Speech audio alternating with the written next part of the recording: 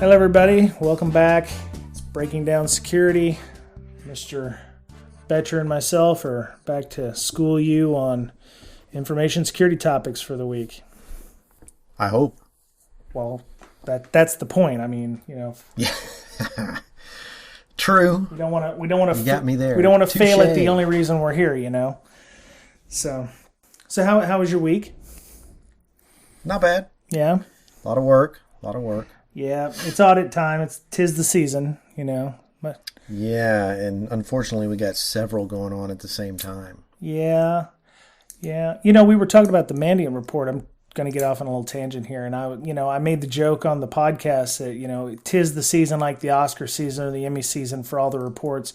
There were like 3 reports that came out all at the same time. It was the Poneman report talking about how much data breaches cost. Then you had the Mandiant report, and you had Verizon's PCI report, and then the data breach report. And I was like, dang, it truly is the season for reports.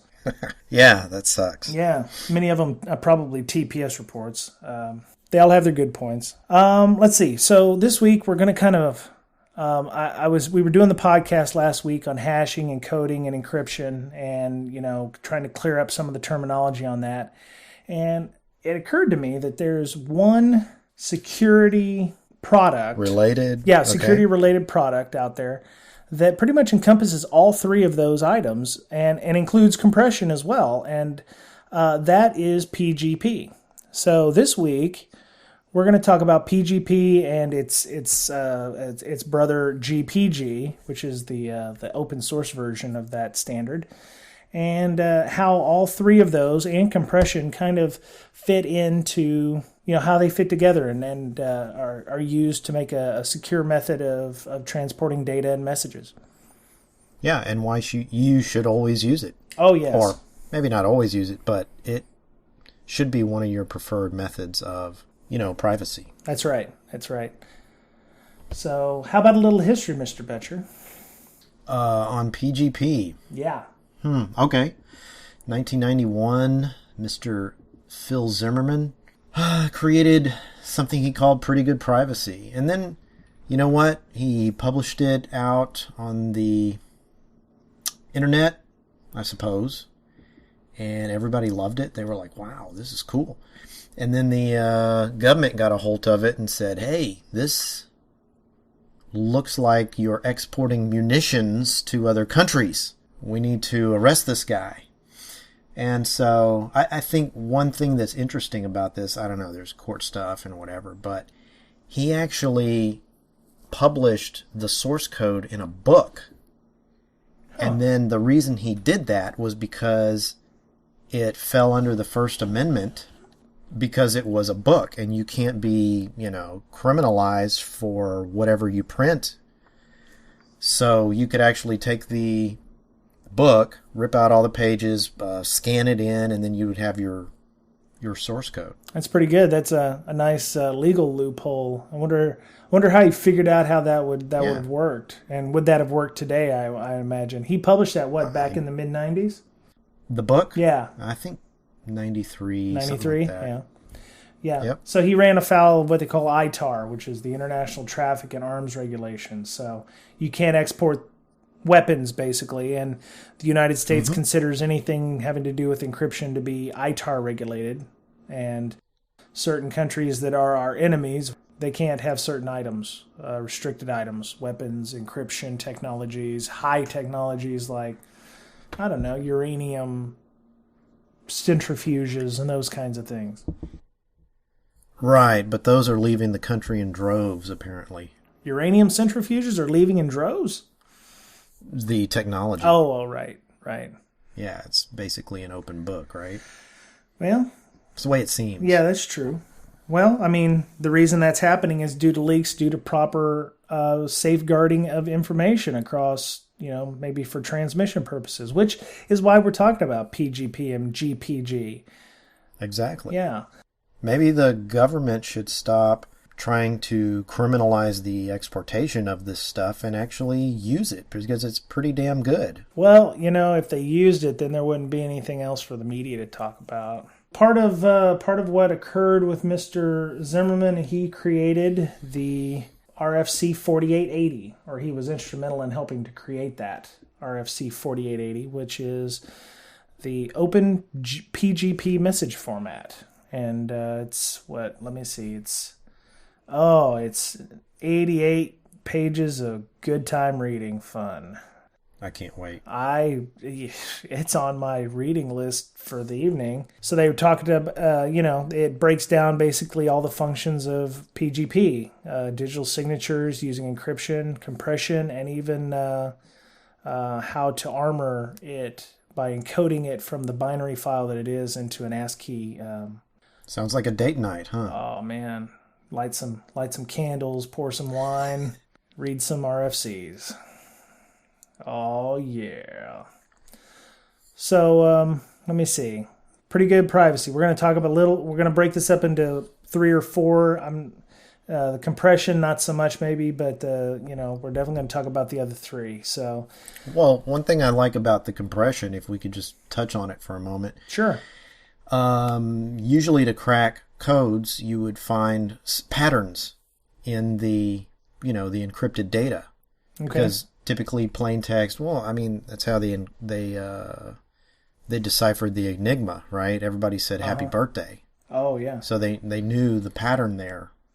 And by compressing the plain text, it gets rid of those.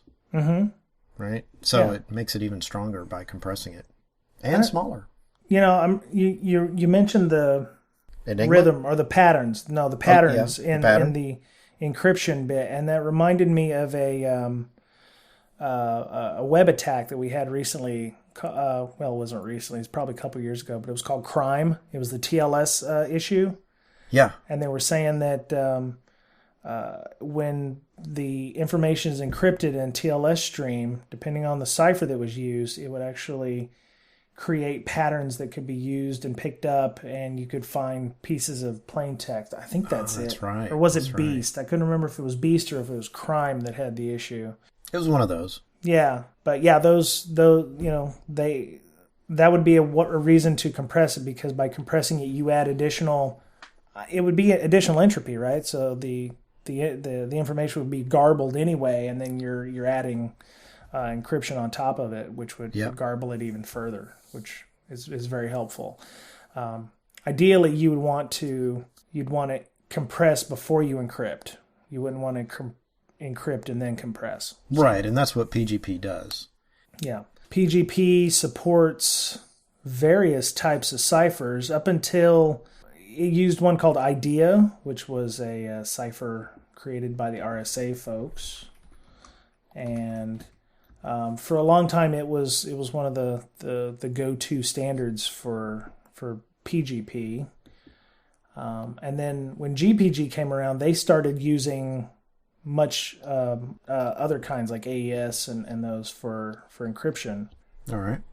So IDEA is one of the encryption ciphers that it's the International Data Encryption Algorithm, originally called the Improved Proposed Encryption Standard, and it's a symmetric key block cipher. They used it almost exclusively in PGP, and then, since PGP was created by a guy who worked for a company, a lot of the code and software in it was proprietary, so it couldn't be used by the general public or improved upon. So that's why GPG was created, and GPG is GNU Privacy Guard, which is obviously the open source version of PGP.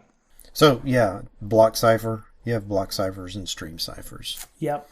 Yeah, and block ciphers take a bunch of text, like depending on the size, can be 64, 128, or even 256, and encrypts that chunk, and then moves on to another chunk, and moves on to another chunk, and moves on to another chunk. Yeah, it's a little bit more involved, but yeah, and they could be up to 1,000 times slower than stream ciphers. That's right. Stream ciphers are way faster, which is why AES is now the preferred encryption standard, because triple DES is still good, but it's not as good as AES. Maybe you talk about digital signature, and if I find the thing I was looking for, I will come back to you. All right, cool. Digital signature, well, It's basically, it's not encryption, but it's verification, like non-repudiation, right? Mm-hmm. So basically you take all the data in your message and you hash it. So you have a fingerprint of your message, and then you encrypt that signature with your private key. Mm-hmm. So that way whoever gets the message can take the hash of the message or take that signature, decrypt it, and compare it to the hashes of the message. And if they're the same, they know it came from you. Yeah. The message is not encrypted, but,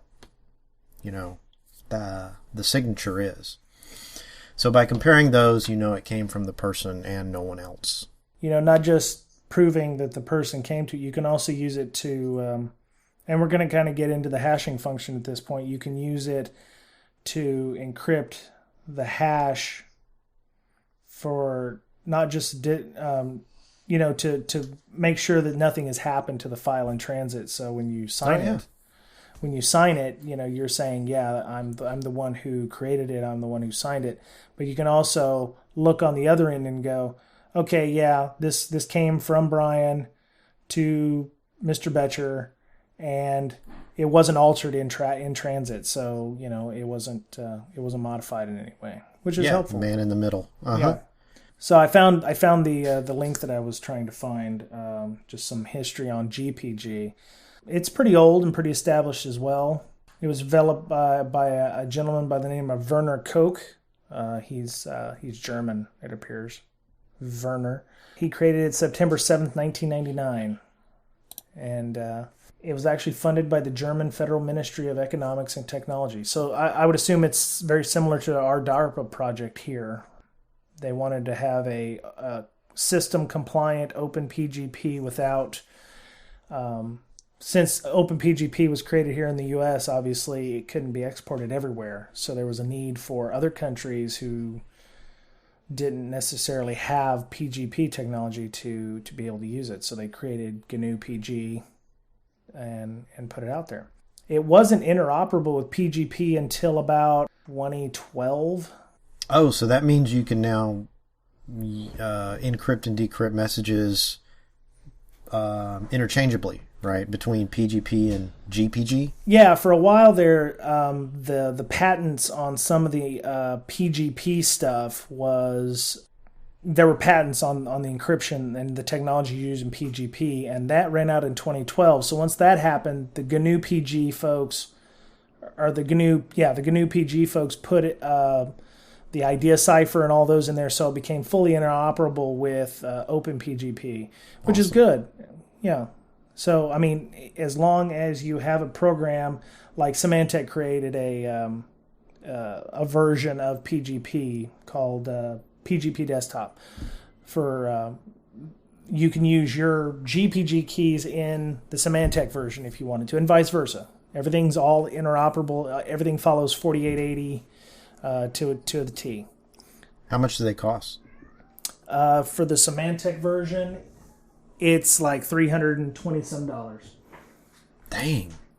So, yeah, it's not free. So, but it is from a company that makes AV. So, wait, that's not good. I'm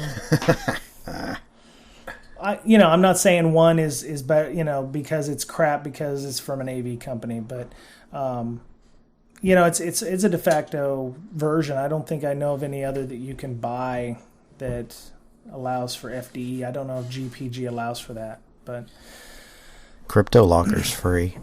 CryptoLocker? Is that a good Doesn't one? it do the same thing? I don't know. It encrypts your hard drive, right? Just like PGP Desktop. Yeah, but I don't think you want to be using CryptoLocker. It's definitely not something you want to be using. Oh. Yeah. Okay. Because usually it's on there because somebody else put it on there for you and is ransoming your stuff. You almost got me. Yeah. You almost got me. Yeah. Thank God for the internets. My intertubes was fast here because I was like, wait a minute, he's talking about Trojan software. Yeah. It's late here, dude. I know it's late there. Anyway. So after they They created that and they started with like version 2 in 2012. Everything's all cross-compatible. So PGP is a binary file. When you export your certificates, your public key or whatever. When you do them in public or private keys, they are a binary file. Yeah, and those don't necessarily get imported properly, or they can't. Binary characters are not necessarily translatable well over certain medium like email or what have you. It causes issues. So one of the things that PGP allows for is to what they call armor it with ASCII and converted it to a different character set. As we know, that is called encoding. And basically when you there's various commands, and we'll put those in the show notes for the Linux folks out there who use GPG. You use the -A when you're exporting your keys, and when you do that, it armors it, and I use that in quoted fingers, it armors it in ASCII text. So it takes your binary file and converts it to an ASCII file so that it is easier for transport and makes more sense for the systems. Yeah, so it plays nice. Yeah, it plays nice. You don't want to try to send a binary file copied into an email. It tends to get stripped sometimes, Yeah, or it crashes the system because maybe it doesn't recognize the characters inside. Okay, so, that's fair enough. Yeah.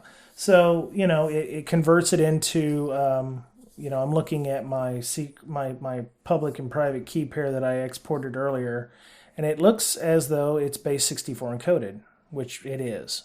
And as we talked about last week, base 64 encoding is, there's 26 upper, 26 lower letters, and then 0 through 9, and the plus, and the / the slash that leans forward. And that is base 64. So it takes your binary file and converts it to base 64. Right. Encoding.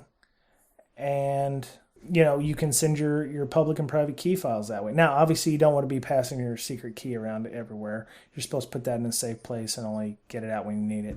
But your public one can be uploaded anywhere, and it needs to be done in an ASCII format. So you put your public key on the internet. Yeah. Should be good. Yeah, well, I mean, you don't have to, but it's an option to build what Phil Zimmerman at the time called a web of trust, where you will eventually gain enough public keys that you can, everybody starts sharing everything, and you start creating that web of trust that he talked about. Is so important for a secret system of, sending messages. So can you make a key any size? Yeah, I mean, obviously you would want as big as possible. But when you do so, you need a lot more entropy to do that. I actually had a hell of a time on where did I create my first one? I created it on my Windows box, and it seemed like it took forever. I did a 4096-bit key. Yeah. And it was kind of a pain in the ass. It took almost 3 minutes to generate the key, and this is on a pretty decent system. Just to generate a key? Yeah, now, I mean, most people probably use 2048 or 1024. I would suggest not using the 1024. The bigger, the better. In this case, size does matter. So 4096 is pretty good size. Obviously, they do get longer. You can make up to, I believe, 16K if you wanted to, but then you're looking at a while to run that. So that web of trust that Phil Zimmerman was talking about, he quoted it in his manual for PGP 2.0. His quote was, "As time goes on, you will accumulate keys from other people that you may want to designate as trusted introducers. Everyone else will each choose their own trusted introducers, and everyone will gradually accumulate and distribute with their key a collection of certifying signatures from other people with the expectation that anyone receiving it will trust at least one or two of the signatures. This will cause the emergence of a decentralized, fault-tolerant web of confidence for all public keys." That's why you hear about, it used to be big back in the day where they did key signing parties, where if you wanted your key to be trusted by a bunch of people, you would get together and you'd put your public key out there, and you'd shake hands with people, get to know them, and then they would sign your key as well, saying, yeah, I met that guy, he's okay, he's not a douchebag, I trust his key and you should trust it too. Was that a virtual party or a real party? No. These people would actually get together and they would have parties, like key signing parties. And it's not like some weird swinger thing. They actually would get together and they would sign each other's keys. I would imagine they had computers nearby that would do that or allow that. I never actually went to one, but I heard that's the way. It was also a networking opportunity because you got to get to know people as well. Oh, okay. So it wasn't just for nerds. It was actually, for I'm pretty sure it was for nerds. I'm pretty sure nerds were the only ones doing it at the time. And then once you got all these signatures from various people, you could upload it to a public key server like pgp.mit.edu, which is one of the more well-known ones. So it was like LinkedIn for our parents, I guess. LinkedIn for extremely nerdy people, yes. Okay. Not even our parents. I mean, this was like mid-2000s or so they were doing key signing parties. They may still do them now. It's just not well, publicized, I would imagine. It's even more nerdy now. Yeah. So okay, cool. So that's the other thing. When you upload your public key to a public key server, the software you install on your different computers, Windows, Mac, Linux, whatever, will allow you to go to those public sites and look for the identifier for that. And it's an 8-digit code that, let me start up Cleopatra here. Cleopatra is the, Cleo. There you go. It's Cleopatra with a K. So you start it up, and that's the GPG for Windows certificate keychain holder bit. And when you upload your public key to, say, pgp.mit.edu, you can give somebody a key ID. And in this case, it's an 8-digit code, hexadecimal. And what they can do at that point is go and query your public key from the key server and pull it down. So, so it's better than having to take a big, long ASCII coded public key and pasting it into an email file. You just say, here's my key ID. I'm on pgp.mit.edu. You can download it from there. And that's what you'll do. You can go in. If you download PGP for Win, you can go to GPG for Win. Did I say PGP again? I think so. Anyway, I knew I'd do that. I said that before the podcast, remember? GPG for Win. If you go into File, look up Certificates on Server, you can put in the key ID and you can set all kinds of, the key ID and then search for the key in there that way. So, does that work with Outlook? I have tried using it with Outlook. I could probably try seeing if it would work again. It was kind of buggy. I tried signing an email with it because I also created one for my workplace that was independent of my PGP desktop bit. Okay. And it had errors when it was starting up. I probably have to uninstall and reinstall it again to see if it would work with Outlook. The idea is it's supposed to work. Now, if you don't use Outlook and you use something, Thunderbird has Enigmail, Enigmail. There's Claws Mail, which comes with the Mac version. I think it comes with the Mac version. You can use it with Claws Mail. Claws Mail, I believe, is also available on Linux if you wanted to use it to sign and encrypt and digitally, encrypt. What is it? Sign, encrypt. Well, you digitally sign and you encrypt the message as well, right? Yeah, digitally sign and encrypt your email messages through Claws Mail. Now, I can see where I would sign it with my private key for non-repudiation, but I would take, if I wanted to send you a message that I don't want anyone else to read but you, can I take this GPG for Win, sign it with your public key, like a message that I want to send to you? Is that the whole idea behind it? Yeah, well, I mean, for a digital signature, if you wanted to prove it was coming from you, you would encrypt the hash of the file itself with your Right. private key, Right. and then encrypt it using. So I would sign it with I would sign the hash with my private key, and then I would encrypt it with your public key. Awesome. Okay. So that way, and that does that kind of automatically, right? Yeah, it has a wizard that you can go in and say, yeah, I want to sign and do it this way.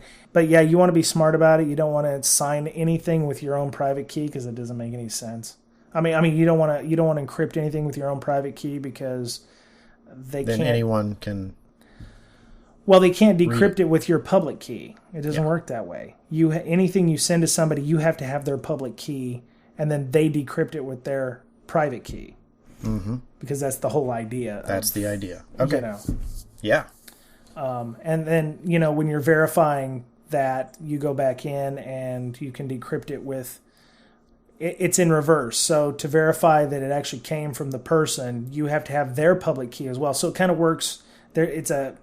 It's kind of a hybrid symmetric asymmetric thing because both people, if they want to sign and encrypt, they have to have each other's public key, and then they both have to have their own private keys. Right. So, so these keys, these public-private keys, a private key can encrypt or decrypt, and a public key can encrypt and decrypt, right? But it can only encrypt and decrypt. Well, it can only decrypt what its pair encrypted. So they're mathematically similar, such that they can either encrypt or decrypt messages, provided that the opposite was done with their pair. Yep. Awesome. That sounds right, yeah. So you get confidentiality and non-repudiation at the same time. And integrity. You get everything. And integrity. You get everything. Genius. Yeah, I know, right? That guy's, he's got something going there. You should probably keep that up. And as a consolation prize, he got to go to court for years. Oh, that sucks. Yeah. I'd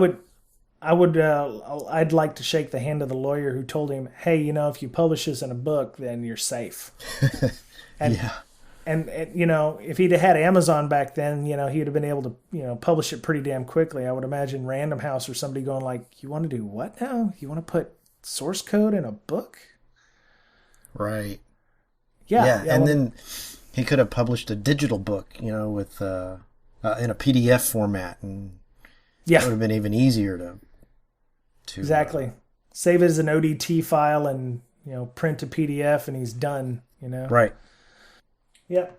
So there, I think we talked about some of the programs. We talked about pretty good PGP desktop that Symantec has created, and it's about $300 on average, depending on how long you want the support contract to be. There's GPG for Win for Windows, obviously. I'm using it. I've used it on Windows 7 and Windows 8.0 and 8.1, update 1. And it works just fine. It comes with a mail program that you can use in Windows if you don't want to use Outlook. I want to say it's Claws Mail, but I'm not sure about that.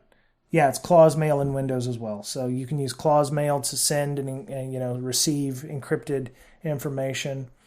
Can you use it with Gmail?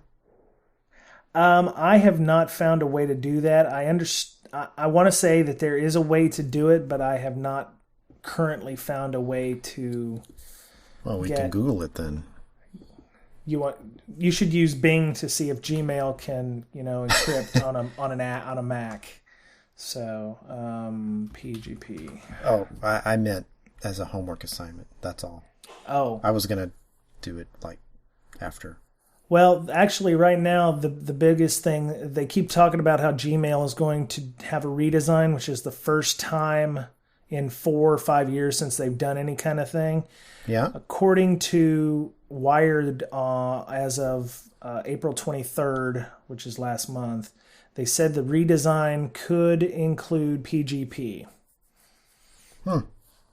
But Wired says it's a real pain for people to use, especially if they're not steeped in the minutia of computing. It's not that difficult. I mean, a lot of these programs, like when I installed the Mac version tonight, it's called GPG Suite. If you download GPG Suite for Mac, it works on Mavericks. It installs no problem. And the first thing it does is it asks you if you want to generate a key, and it'll walk you through the steps on how to generate a key.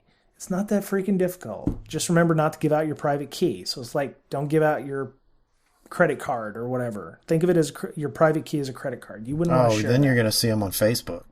Little images of them. Okay.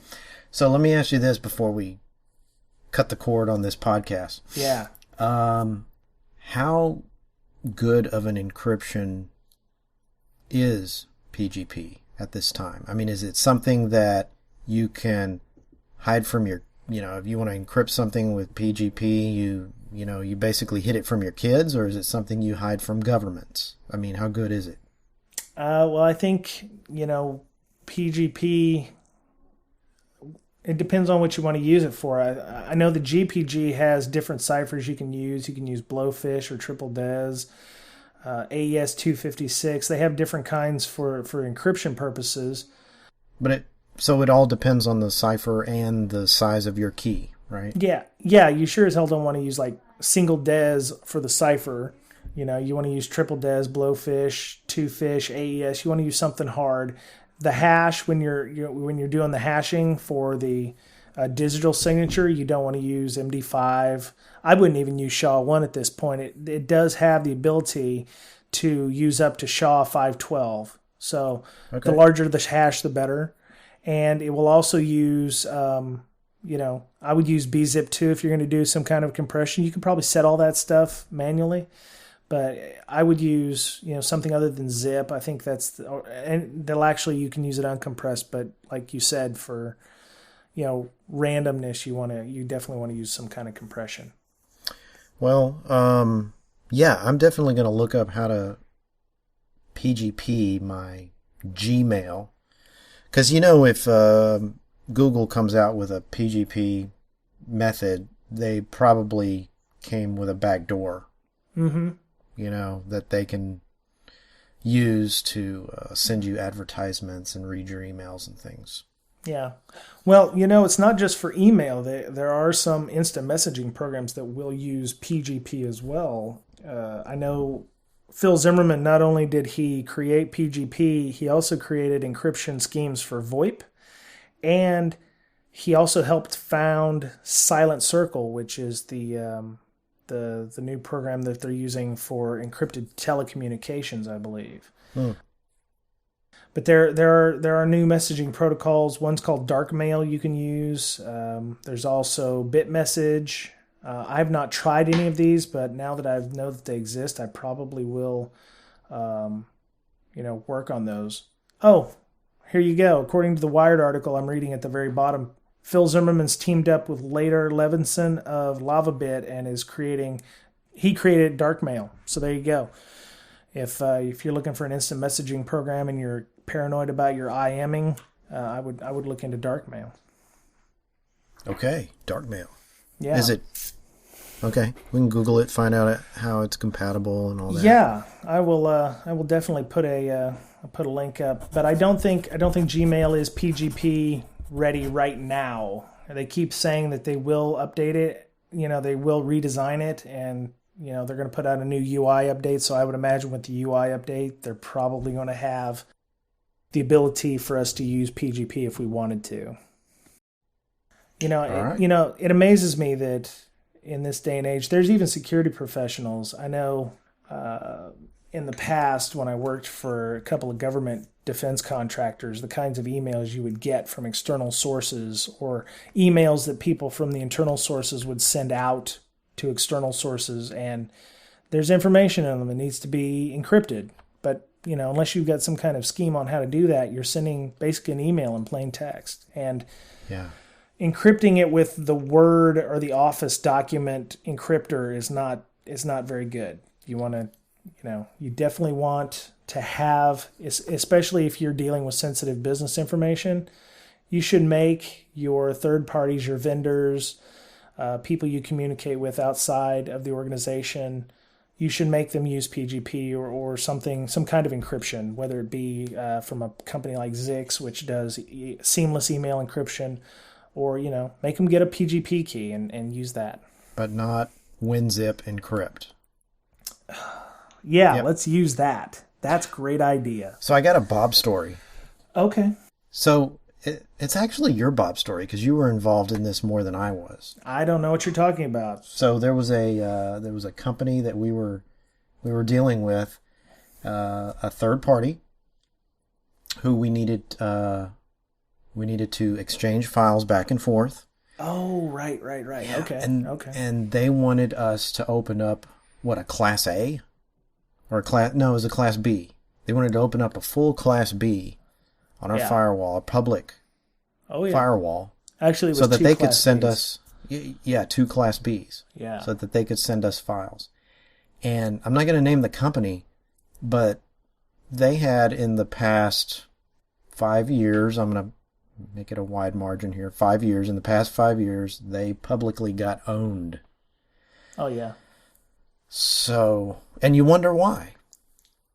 Yeah. Well, I mean, one, we're getting off on a tangent here, but for networking, you want to go for the least required access, and opening up potentially 101,000 or something possible IPs to send a file is not the way to do it. We, of course, use encryption in all of our external file transfers, but it just boggles me that in 2014, after hearing all of the issues with, the targets of the world not encrypting their data or, taking the proper measures, and it's costing people their jobs. Granted, the CEO's got a $55 million golden parachute, but something as simple as a LAN diagram being emailed to somebody, it getting intercepted, can be a wealth of knowledge to people out there, or an email talking about a project that's coming up. Competitors would love to have that information, especially if they were bidding on contracts.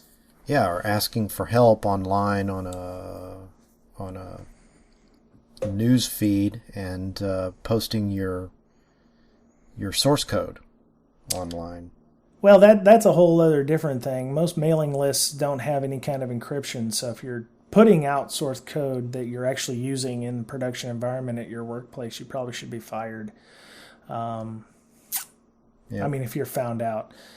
But yeah, if you're sending source code or anything like that to another third party, or even to different offices in other countries or other areas of the country, you probably should be using that if you have any doubt that your email is going over, unencrypted channels, or if.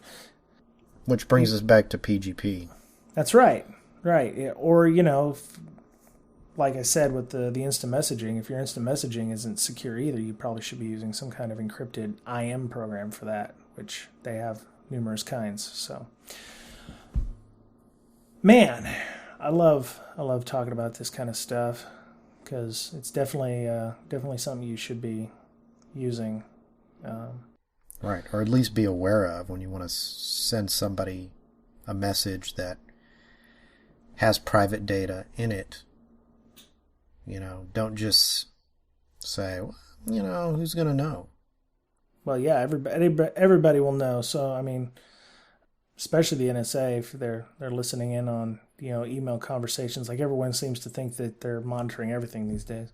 I don't even back up my computer anymore because I know that the NSA's got a copy, and I can just, if something happens to my computer, I could just, get a backup copy and file it Freedom of Information Act, and, Yeah. Excuse me, I need the files from this day. I know you've got them over there in that Utah data center. So, well, I guess that was it for PGP. If you've got any feedback, please feel free to leave it on Twitter. I'm at Brian Brake. That's with a Y, and like on a car, Brian Brake. Betcher Pwned is Mr. Betcher's Twitter handle. You can find us both on LinkedIn. Just search for our names. We pretty much will pop up. Yep. I'm on Google+. Sometimes I remember to put the podcast on there. Sometimes I don't. I'm sorry about that. So, tell your friends, tell them that we've got a decent little podcast here and we're in it for the long haul. And I guess that's it. I will see you on Monday, Mr. Betcher, and I hope you have a good week. Hope you have a good weekend. Yeah. All right. So all right. Thank you to all the listeners, and we'll see you next week. Bye-bye.